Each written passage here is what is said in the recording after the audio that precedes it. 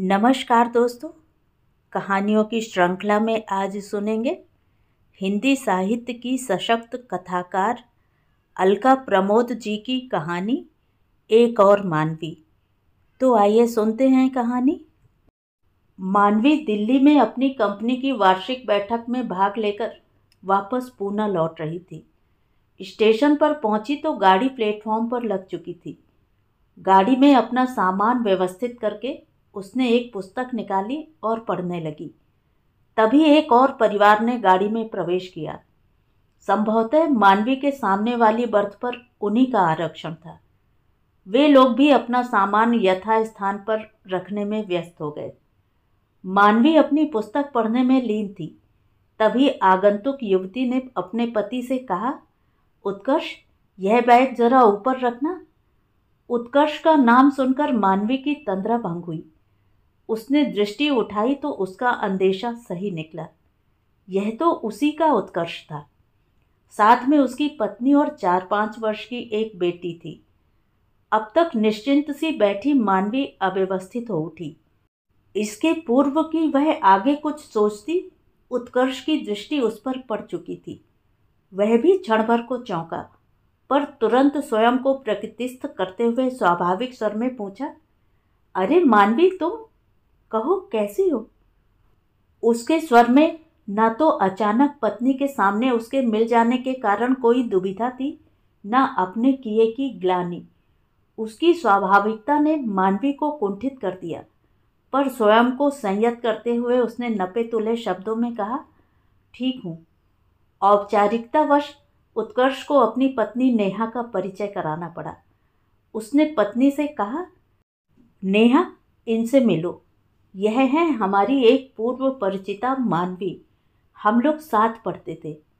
मानवी ने उत्कर्ष को व्यंग से देखा, मानो कह रही हो कि बस साथ पढ़ते ही थे और कोई संबंध नहीं था।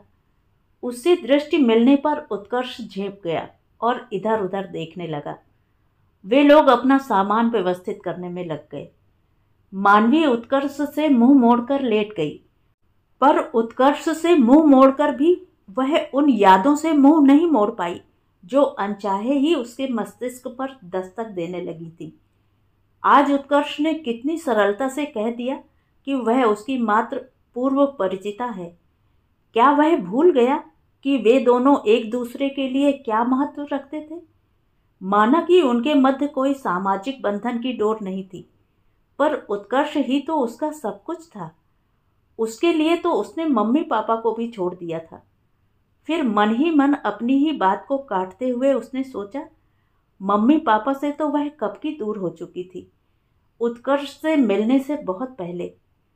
उसे आज भी याद है, जब वह नन्ही सी थी, करीब इतनी ही बड़ी जितनी इस समय उत्कर्ष की बेटी होगी। जब वह आंख खोलती तो मम्मी पापा जा चुके होते और उसे काली कलूटी मोटी मालती झिझोड़ कर उठाते हुए कहती, बेबी उठो, स्कूल का समय हो गया है। यदि वह ना नुकुर करती तो पकड़कर खड़ा कर देती। मानवी को उसका चेहरा देखकर ही गुस्सा आ जाता था। उसका मन होता कि मम्मी उसे प्यार से उठाएं, जैसे छुट्टी के दिन कभी कभी वह उठाती थी। उस दिन तो वह एक बार में ही उठ जाती थी, पर मम्मी के पास तो समय ही नहीं रहता था। स्कूल से लौटती तो भी मालती ही मिलती। वह संध्या की प्रतीक्षा करती कि जब मम्मी पापा आएंगे तो उन्हें वह ढेर सारी बातें बताएगी, पर वह लोग इतने थके और व्यस्त होते कि उसकी बात ही नहीं सुनते। वह समझ नहीं पाती कि अपनी बात किसको बताए। उसे स्कूल की कितनी बातें बतानी होती थीं और मालती की शिकायत भी तो करनी होती थी कि मालती ने उसे डांटा और उसके कहने पर भी ऑमलेट नहीं बनाया। उस दिन जब मम्मी पापा सोते समय उसे प्यार करने आए तो उसने कहा कि आज वह तभी सोएगी जब वे उसकी बात सुनेंगे। तब जाकर उन्होंने उसकी बात सुनी। मालती की शिकायत सुनकर पापा ने मम्मी से कहा, मालती को डांटो कि बच्ची का ध्यान रखे। तो मम्मी ने कहा, अरे तुम भी कहाँ बच्ची की बात में आ गए। ज़्यादा टोका तो वह चली जाएगी, फिर मानवी को कौन संभालेगा। इतनी मुश्किल से मिली है, जैसी भी है इसी से काम चलाना पड़ेगा। उस दिन मानवी को समझ आ गया कि मम्मी पापा से कहना बेकार है। अब उसने स्वयं ही अपनी समस्या का हल निकालने का निश्चय किया। अब यदि मालती उसे डांटती तो वह भागकर बिस्तर के नीचे छिप जाती। यदि उसके मन का नाश्ता न हो तो प्लेट फेंक देती। एक दिन उसने ऐसे ही प्लेट फेंक दी थी तो मालती ने उसे दंड देने के लिए उसे कुछ भी नहीं दिया और वह भूखी ही स्कूल चली गई। जब वह लौटी तो भूख से बुरा हाल था। उसने खाना मांगा तो मालती ने कहा, पहले हाथ मुंह धो लो। मानवी हठ पर अड़ गई कि आज वह बिना हाथ मुंह धोए ही खाएगी। इस पर मालती ने उसे चांटा मार दिया। मानवी को तो आज तक किसी ने छुआ भी नहीं था और आज मालती ने मारा। उसने भी उसके हाथ में दांत गड़ा दिए। मालती के खून निकल आया। उस दिन मम्मी पापा आए तो मालती ने कहा, अब बेबी हमसे नहीं संभलती, हम नौकरी नहीं करेंगे। मम्मी ने उसे मनाया पर वह नहीं मानी और चली गई। मानवी मन ही मन प्रसन्न हो गई कि चलो मालती से पीछा छूटा। हो सकता है कि अब मम्मी ही उसका ध्यान रखें। पर उसे यह नहीं पता था कि यह घटना उसके जीवन में नया मोड़ ला देगी। मालती के जाने पर नई आया की खोज आरंभ हो गई, पर कोई विश्वसनीय आया नहीं मिली। उसको रखने की समस्या गंभीर थी। पापा मम्मी से कहते, तुम छुट्टी ले लो। मम्मी कहती, मैं ही क्यों लूं, तुम लो। बात बहस पर पहुंच जाती और बहस झगड़े पर। पापा का तर्क था कि मम्मी माँ हैं, अतः मानवी को संभालना उनका दायित्व है, और मम्मी का कहना था कि उसे दोनों ने पैदा किया है, अतः दोनों का दायित्व बनता है। एक बार पापा ने कहा था कि बच्चों के लिए तो माँ सब कुछ त्याग देती है, तो मम्मी ने तड़ाक से उत्तर दिया था कि तुम मेरी उन्नति और सफलता से ईर्ष्या करते हो। यह पापा के अहम पर चोट थी। वह बिफर गए और आरोप प्रत्यारोप का सिलसिला प्रारंभ हो गया। इसी मध्य मानवी ने कुछ कह दिया तो उसे भी डांट पड़ गई। धीरे धीरे यह नित्य की बात हो गई। एक बार झगड़ा प्रारंभ होता तो कई कई दिनों तक घर का वातावरण कलहपूर्ण रहता। परिणामतः मानवी का प्यार दुलार भी कम हो गया था। मानवी सहमी सहमी सी रहती और सोचती, इससे अच्छा तो जब मालती थी तभी था, पर अब क्या हो सकता था। जब कोई हल नहीं निकला तो मम्मी पापा ने निश्चय किया कि उसे छात्रावास में रख देंगे। यह सुनकर नन्ही मानवी डर गई। मम्मी पापा से इतनी दूर छात्रावास में अकेले रहना और अकेले सोना पड़ेगा। वह खूब रोई और मम्मी पापा से मिन्नत की, यहाँ तक कि गॉड प्रॉमिस किया, पर उसकी एक न चली और उसे छात्रावास भेज दिया गया। उसके कोमल मन मस्तिष्क पर यह बात घर कर गई कि वह अवांछित है और मम्मी पापा की उन्नति में बाधक है। जैसे जैसे वह बड़ी होती गई उसका मन विद्रोही होता गया। उसे मम्मी पापा और समाज के विरुद्ध कुछ करने में विशेष आनंद आने लगा और वह स्वच्छंद प्रकृति की हो गई। अब तो छुट्टियों में भी वह घर न जाने के बहाने ढूंढती। हाँ, इतना अवश्य था कि वह कुशाग्र बुद्धि की थी तथा पढ़ाई में सदा प्रथम आती। परिणामतः उसको पूना के इंजीनियरिंग कॉलेज में प्रवेश मिल गया। अब उसके जीवन का ध्येय स्वयं को सिद्ध करना ही रह गया था। कॉलेज के प्रथम दिन कक्षा में उसके बगल की सीट पर एक आकर्षक युवा बैठा था। जब शिक्षक ने कक्षा में सबका परिचय पूछा तो ज्ञात हुआ कि उस युवा का नाम उत्कर्ष सिंह है और वह अहमदाबाद से पढ़ने आया है तथा प्रवेश परीक्षा में उसका प्रथम स्थान आया है। कक्षा के बाद वह अपना सामान समेट रही थी तो उसे उत्कर्ष ने शालीनता पूर्वक कहा, हम लोगों का परिचय तो कक्षा में ही हो चुका है और हम लोग एक ही कक्षा में पढ़ते हैं, तो क्या हम लोग दोस्त नहीं बन सकते। मानवी को सर्वगुण संपन्न उत्कर्ष पहली दृष्टि में ही भा गया था, अतः उसने सिर हिलाकर अपनी स्वीकृति दे दी। उसकी स्वीकृति से उत्कर्ष को तो मानो मन मांगी मुराद मिल गई हो। दोनों कॉलेज की कैंटीन में कॉफी पीने चल दिए। उस प्रथम दिन की मित्रता समय के साथ साथ प्रगाढ़ और अति प्रगाढ़ होती गई। बचपन से नेह को तरसते मानवी के मन के तपते रेगिस्तान पर उत्कर्ष के प्रेम के छींटे पड़े तो वह उस प्रेम में सराबोर होती चली गई। उत्कर्ष के सानिध्य ने उसके जीवन में बसंत ला दिया। पढ़ाई के 4 वर्ष कैसे व्यतीत हो गए उसे पता ही नहीं चला। इंजीनियरिंग की अंतिम वर्ष की परीक्षा समाप्त हो गई थी। अब मानवी को छात्रावास छोड़ना था, पर घर तो उसे काट खाने दौड़ता था।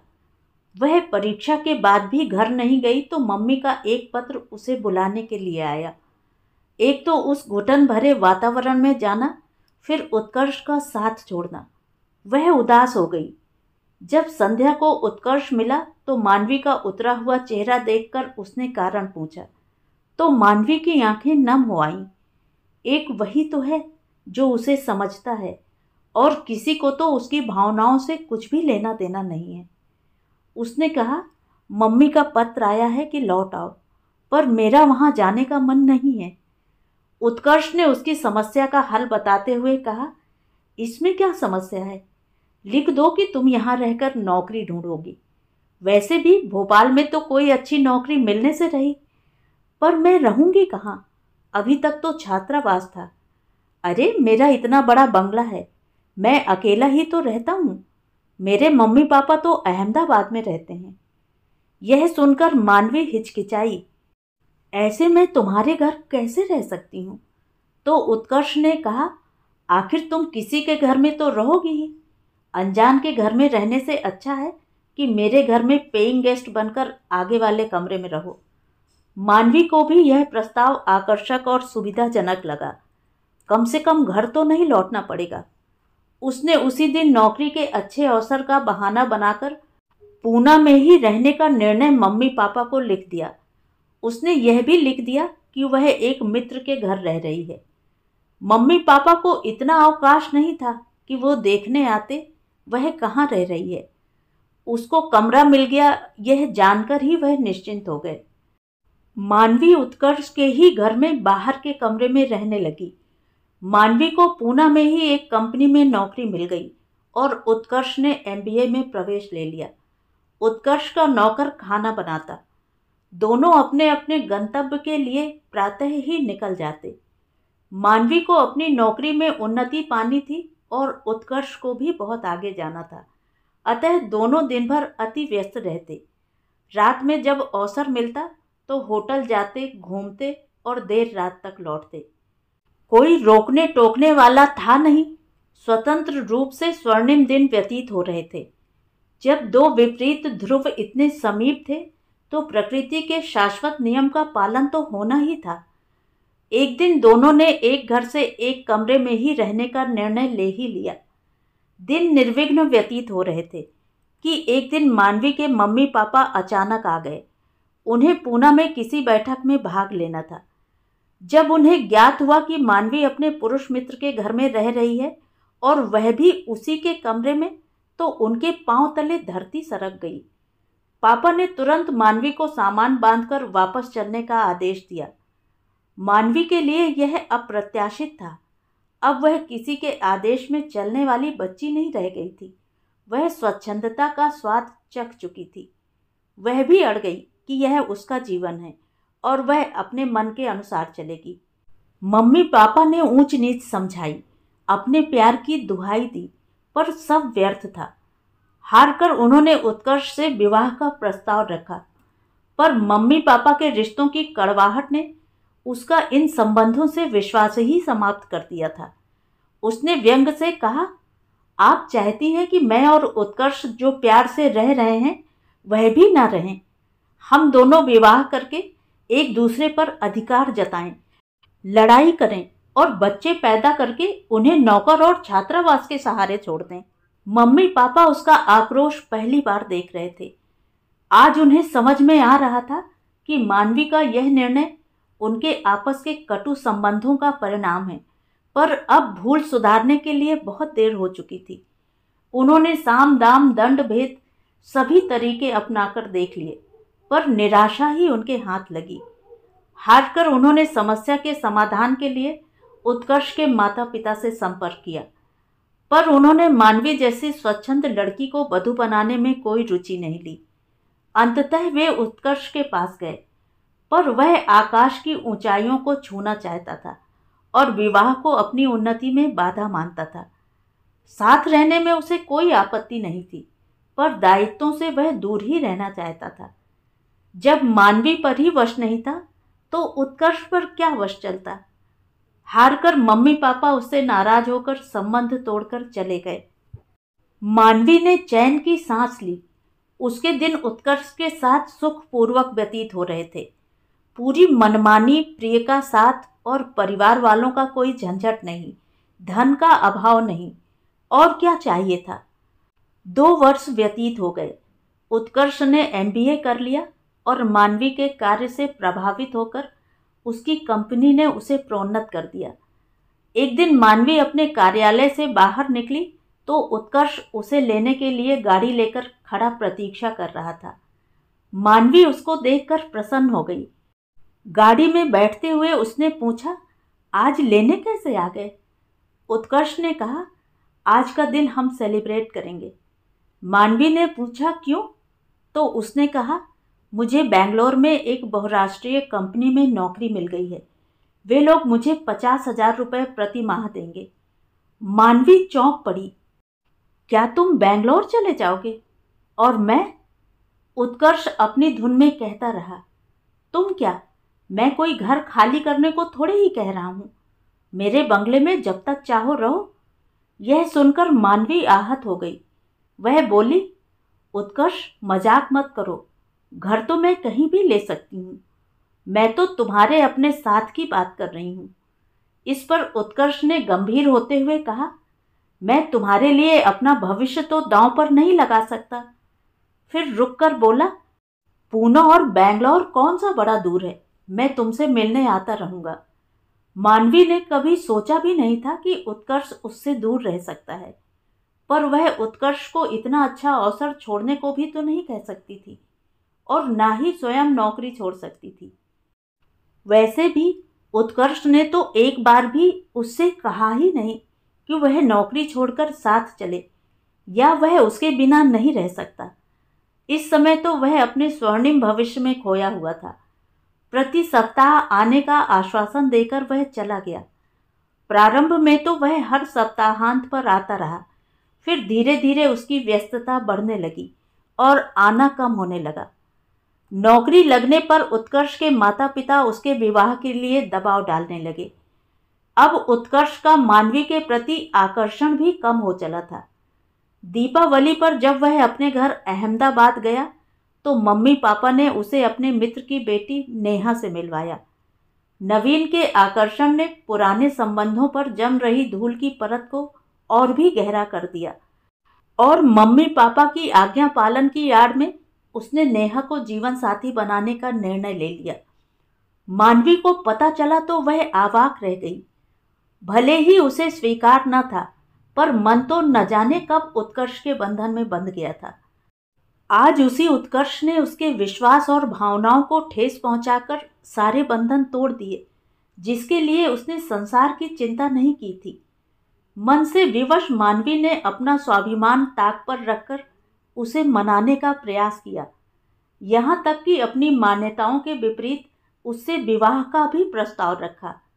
पर जो लड़की विवाह के पूर्व ही साथ रह रही हो, उसके साथ रहने में उसे कोई आपत्ति न थी, पर विवाह करके उसे अपने परिवार का अंग बनाना उसे स्वीकार नहीं था।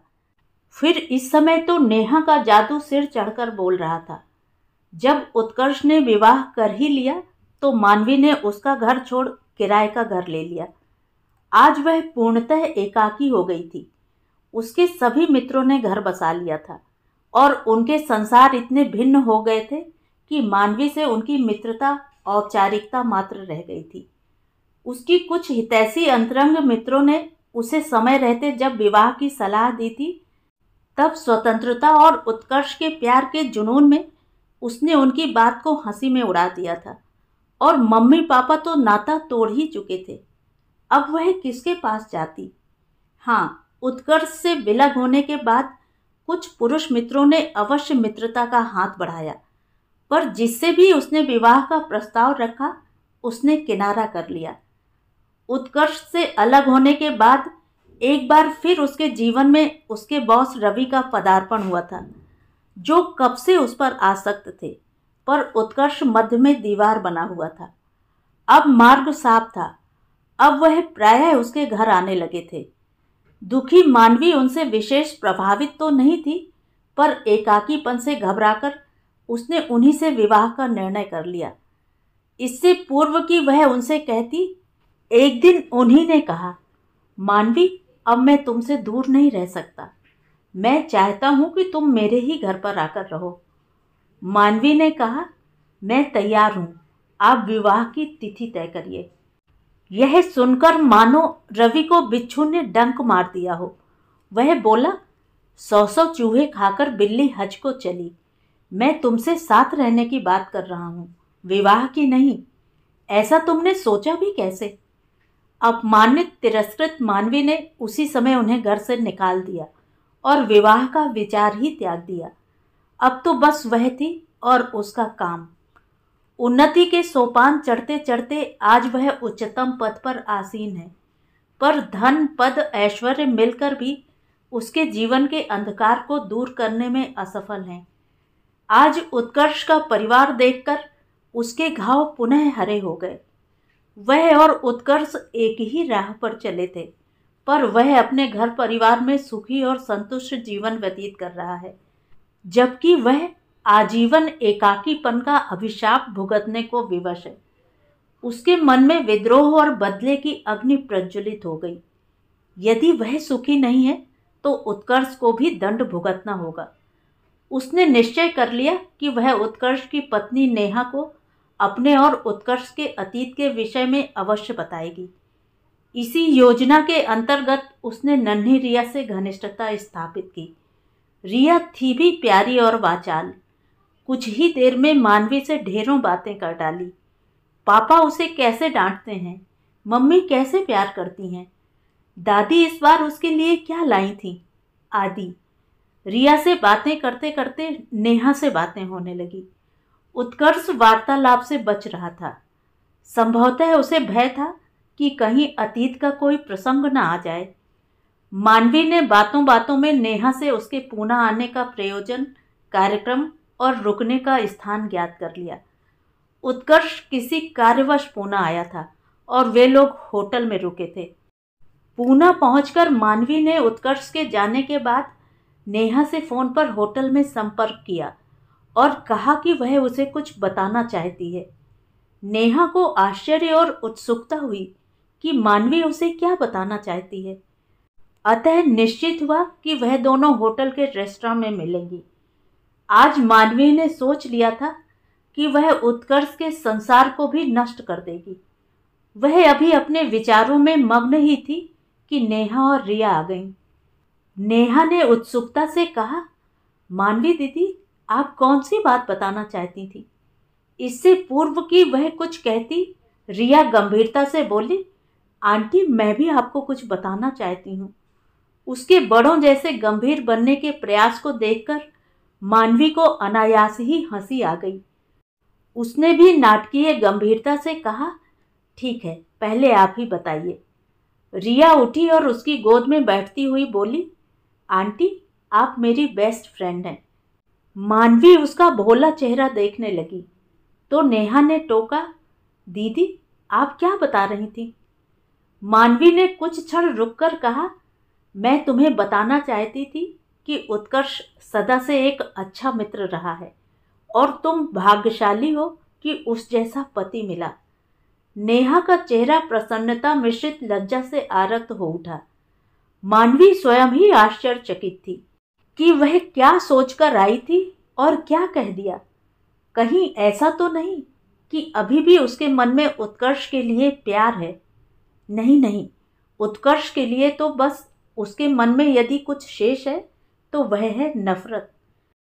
तो क्या यह उसके अंतस में सोई ममता थी जो रिया के सानिध्य में मन के बंद द्वार की झिर्री से झांकने लगी थी, जिसकी क्षणिक अनुभूति ने ही वर्षों से उसके मन में पल रहे क्षोभ की अग्नि पर शीतल जल के छींटे डाल दिए थे। उनसे विदा लेने के बाद मानवी नन्ही रिया को देखती रही, जो उसकी बेटी भी हो सकती थी। उसने संतोष की सांस ली कि यदि वह जो कहने आई थी कह देती तो संभवतः नेहा और उत्कर्ष के मध्य जो खाई बनती उसमें गिरकर नन्ही रिया भी जीवन में मानवी जैसा ही कोई गलत निर्णय ले लेती जो उसके जीवन में अंधकार ला देता। आज उसने एक सही निर्णय लेकर नन्ही रिया को एक और मानवी बनने से बचा लिया था। तो ये थी कहानी। कहानी आपको कैसी लगी कमेंट करके ज़रूर बताएं। और अगर मेरे द्वारा सुनाई हुई कहानियाँ आपको अच्छी लगती हैं और आप मेरे चैनल पर पहली बार आए हैं तो चैनल को सब्सक्राइब ज़रूर करें, लाइक करें और अपने दोस्तों और परिचितों में शेयर भी करें। बेल आइकन दबाना बिल्कुल भी ना भूलें। धन्यवाद।